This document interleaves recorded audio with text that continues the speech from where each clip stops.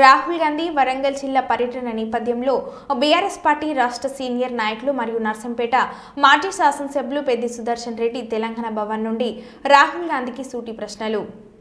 ఈ రోజు తెలంగాణలో వరంగల్ కేంద్రంగా కాంగ్రెస్ అధినేత రాహుల్ గాంధీ పర్యటన ఉన్నట్టు పత్రికల్లో మీడియాలో వార్తలు వచ్చినాయి. పోలీసు బందోబస్తు అన్ని కూడా ఏర్పాటు చేసిన తర్వాత చివరి నిమిషంలో రద్దు ప్రకటన చేసింది కాంగ్రెస్ పార్టీ. తెలంగాణలో రాహుల్ గాంధీ అడుగుపెట్టే ధైర్యం లేదు.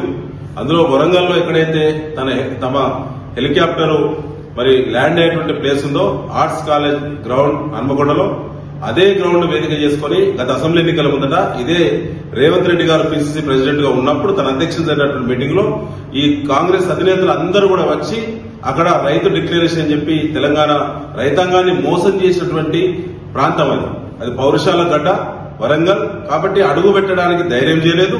అందులో రేవంత్ రెడ్డి ముఖ్యమంత్రిగా కూడా రాహుల్ గాంధీ వస్తే కూడా హాజరు కావద్దని హుకుం జారీ చేసి ఇక్కడ ఈ ప్రభుత్వం యొక్క పనితీరు, రేవంత్ రెడ్డి యొక్క వైఫల్యాలు, పథకాలలో ఉన్న అవకతవకలు, అన్ని రకాల అనుమానాలు, విశ్వాసం కోల్పోయినటువంటి కాంగ్రెస్ స్థితిని క్షేత్రస్థాయిలో ఓర్గల్లు వేదికగా అంచనా వేయడానికి ఒక రహస్య సమావేశం పెట్టుకుని ఈ తతంగం అంతా నడిపింది రాహుల్ గాంధీ బృందం. కానీ చివరగా అది రక్షణ ఉండదని చెప్పి బీఆర్ఎస్ శ్రేణుల నుంచి ముఖ్యంగా రైతులు ఈ మధ్య వరంగల్ జిల్లాలో అన్ని ప్రాంతాల్లో కూడా ఊరు వాడ రైతాంగ సమస్యల మీద కాంగ్రెస్ ప్రభుత్వాన్ని నిలదీస్తున్నారు. కాబట్టి ఆ ఫీడ్బ్యాక్ తీసుకుని రాహుల్ గాంధీ బృందం కాంగ్రెస్ పార్టీ ఈ పర్యటన రద్దు చేసింది.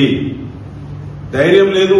ఆనాడు అన్ని రైతాంగానికి పండుగ చేస్తామని చెప్పి నమ్మబలికినటువంటి రైతు భరోసా మోసమైంది, 12,000 వ్యవసాయ కూలీ మోసమైంది. ఆ తర్వాత బోనస్ అనే పేరు మీద బోగస్ మాటలు ఇచ్చారు. 2 నెలలైనా ధాన్యం ఎత్తి ఇప్పటి వరకు రైతుల ఖాతాలో బోనస్ డబ్బులు కూడా పడటం లేదు. రుణమాఫీ పూర్తి వైఫల్యమైంది. రుణమాఫీ దాదాపుగా 60% పైబడి రైతులు ఇంకా కూడా రుణమాఫీ కోసం ఎదురు చూస్తా ఉన్నారు.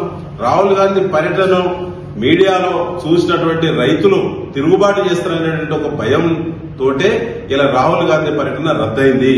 ఇది ముమ్మాటికి రేవంత్ రెడ్డి ప్రభుత్వం యొక్క లోటుపాట్లను, లొసుగులను, పబ్లిక్ నుంచి వచ్చే ఫీడ్బ్యాక్ ను, పథకాలు ఉన్నటువంటి లొసుగులను, వాళ్ళ మంత్రుల యొక్క, ముఖ్యమంత్రి యొక్క అవినీతిని అంచనా వేయడం కోసమే అంతర్గత సమీక్ష పెట్టారని చెప్పి ఇలా భావించడం జరుగుతా ఉన్నది.